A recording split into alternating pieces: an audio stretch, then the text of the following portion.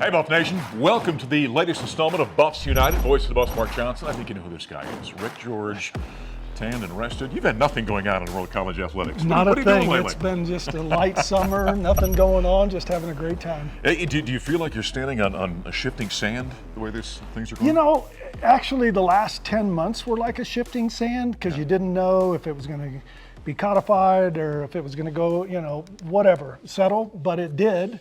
And then once it did, it was like, okay, we got this. We've been planning for it for 10 months. So, when she made the ruling to settle the case, it was like, we got this. We know what we're doing, and we're excited about it. And our student athletes are in an era now that's new in college athletics, and we're going to embrace it, and we're going to do the best job we can. So what Rick's talking about is the House settlement, and all of us in college athletics for months have been waiting, and there was all sorts of movement. So now it's happened. July 1st, everything changed. What does it mean for CU?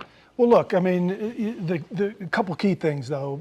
First, the House settlement there's two pieces of it. There's a back damages piece, which is about $2.8 billion, and that's something that mostly the NCAA is going to pay back.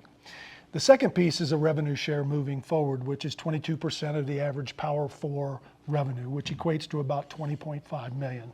So what that means for us is now we're in this era where two things. One, you can share revenue up to $20.5 million for this fiscal year. It goes up 4% a year.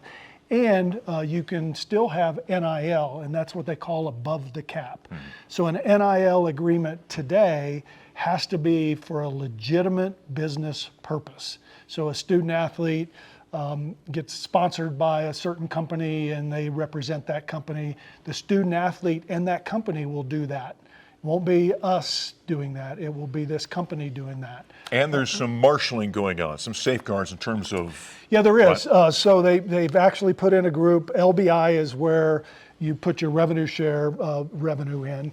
And then Deloitte, they've hired a CEO for the College Sports Commission that will oversee that. But Deloitte will look at all of the NIL deals. Anything above $600, you have to submit to this clearinghouse, and the clearinghouse determines if it's market value or if it's not. And if it isn't, you either go back and adjust or you go to arbitration and you try to figure it out in that regard. So the obvious question becomes then, where's this money coming from?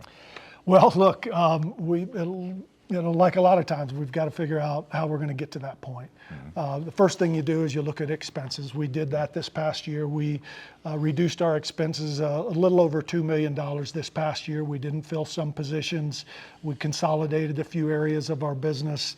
And then, the second piece of it is as we get to this fiscal year, which began July 1, we are looking at how do we, minimize our expenses and how do we maximize our revenues. And we can talk through both those pieces. So the bottom line is that we're going to manage our expenses. We have to do that, but you can't do it all in expense cuts. So how do we get the revenue that we need?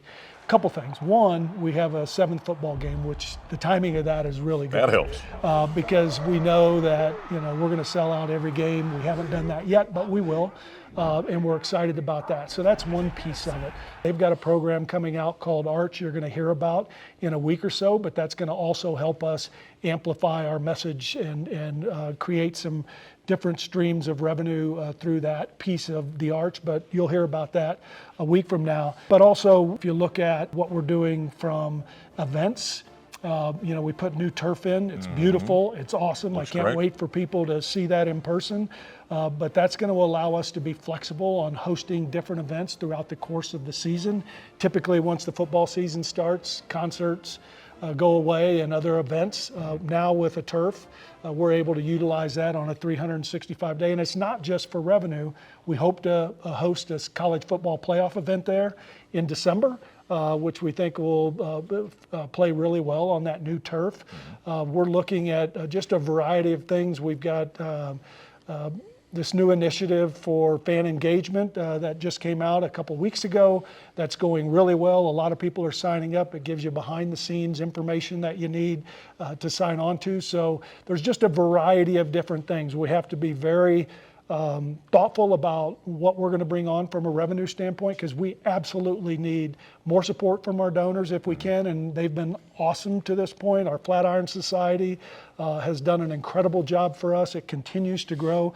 So we need to grow our base, we need to grow our revenue, and it comes through a variety of different buckets. You know, when we look at the student athlete and kind of this new reality we have in college athletics, it's important to note they're not employees, but there are contracts. Kind of take us through some of that. Yeah, look, I mean, I think that's been, one thing that we've really worked with our legislative team in Washington, D.C. to try to get some kind of bill that gives us some kind of limited antitrust exemption.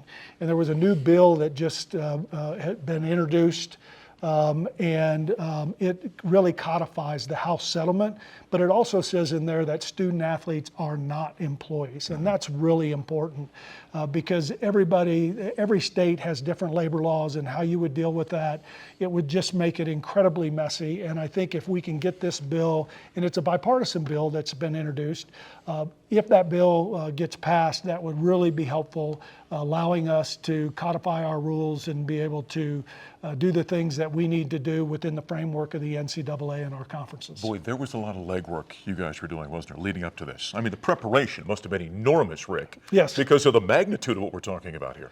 Yeah, it is. I mean, it has been. I mean, I've got an incredible team. Our executive team has been focused on this since the day that the House case came out.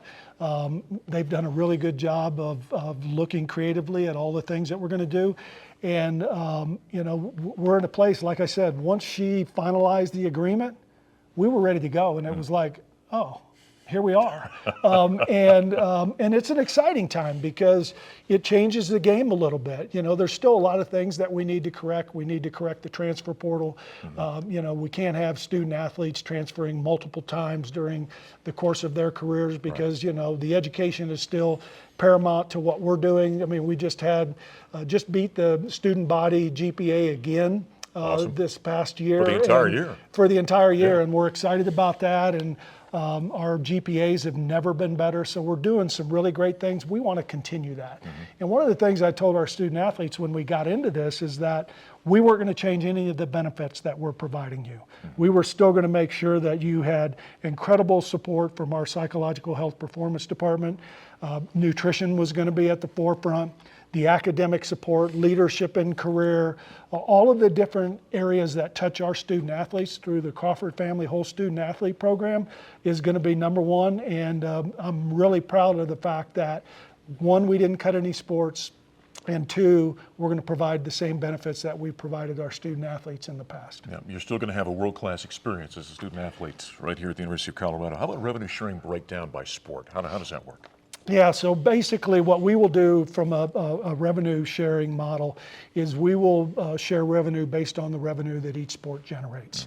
So, if it's 2%, you'll get 2% of the 20.5, whatever that number is. Every student athlete will benefit in some way, some obviously more than others, but they will all benefit, which is something that we're proud about as well. The other thing we've heard a lot about is the roster limits. What does that mean? How does it affect what we're doing here at CU and college athletics? Yeah, so look, I mean, roster limits, they set a limit that you can go to. You don't have to go to those limits. In some sports we do, in some sports we don't. Football, as an example, went from about 125, 130 to 105. So there's some conversation about, well, you had to cut players. Well, a rule came into place that said you could designate a student athlete that was going to come back, and they can still come back. And even if they had already transferred, they can still go to another institution if we put them on our designated student athlete list. Okay. So all of those people potentially that could have been cut still have an opportunity to play at an institution. So all of that has changed, but the roster limits I think are good from the standpoint that it provided more support in some sports. And you can give a scholarship today, you can give a half scholarship, a full scholarship, a variety of different ways that you can do that. You can spread it out to more people if you want, and those are things that we'll continue to look at. But we're all in. We've got to make sure that We compete at the very highest level, and to do that, we need to be able to revenue share at the level we need to.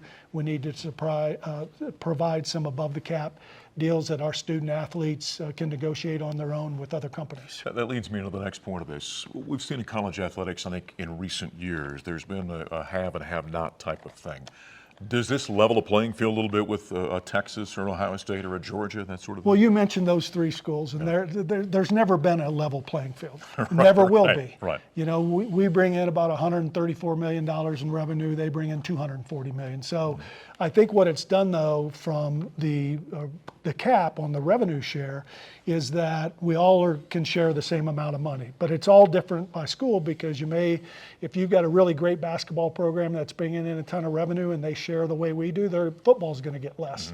So it's not level, but it's as level as we can get it, which I think allows us all, the 64 Power 5 schools or Power 4 schools, to be at least competitive in that market. And we're going to be competitive at Colorado, and we're going to try to make sure our student athletes have a great experience as part of that. This has been such a wild time the last number of years in college athletics. I asked this semi-tongue-in-cheek, does this stabilize it at this point? Or is it the next step? Or what do you think? As you look at a crystal ball, what do you see? Yeah, look, if I'm looking in a crystal ball, media rights. Media rights have always been the time period where there's change.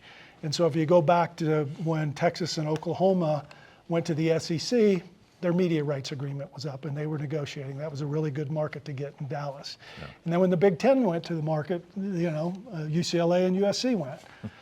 And so I think as you look at later this decade, is when the first conference goes to the table. Right. And you'll see some things going on at that time, in my opinion. And I just think in the next 3 to 5 years, you're really positioning yourself to be in those conversations. And I think we've done a great job. We've the 7th most viewed program in the country, and what we're doing from a social and digital media is pretty incredible. It improves our brand, it increases our brand value, and we're doing some great things in that regard. And we just got to go out and be successful and win, and continue to produce incredible graduate student athletes. To dovetail off of that, when you look around college athletics, you've had the power conferences, as you just mentioned. They've kind of been off doing their own thing. Is there starting to become a unification in any way, shape, or form? Well, I don't know. I guess you could say there is, yes, but we're trying to figure out the CFP, and we can't get that figured out at this point.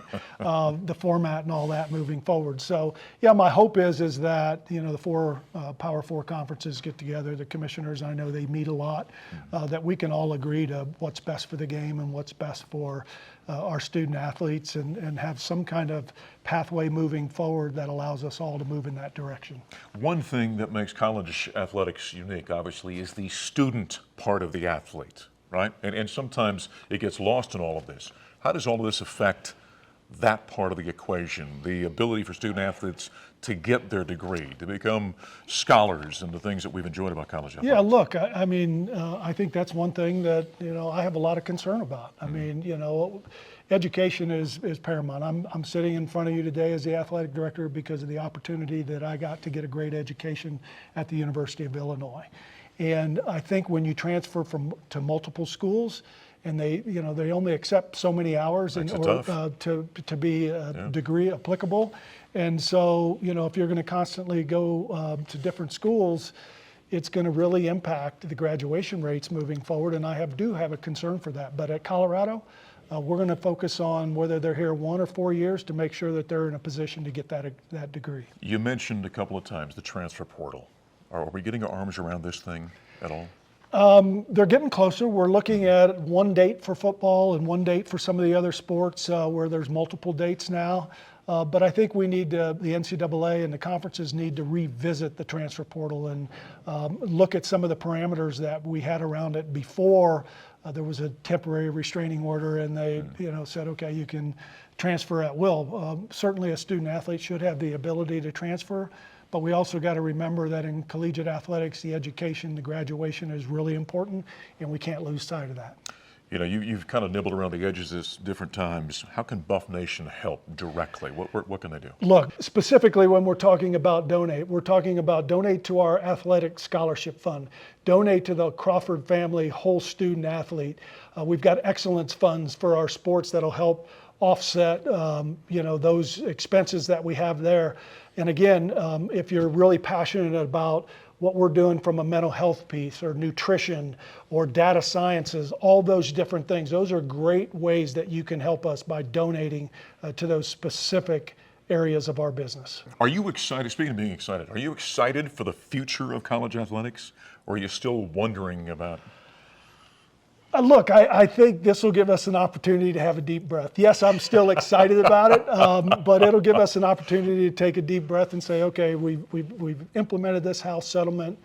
It's going to be a little murky this year, I think. I think it's not going to go as smoothly as you want. Different things will happen, certainly when you put something in place. But I can tell you that we've got a great team at Colorado and our staff, and we're going to provide for our student athletes like we've always done, and our teams are going to have great success. We're about, 6 weeks or so from Georgia Tech being right out here. Can't wait. I mean, it is right around the Can't corner. wait. Well, it's been some good stuff there, because Thank I know you. it's been shifting and tough to kind of figure out, and great leadership here. Congratulations. Thanks. We're ready to go. Glad you got all the answers. Yeah.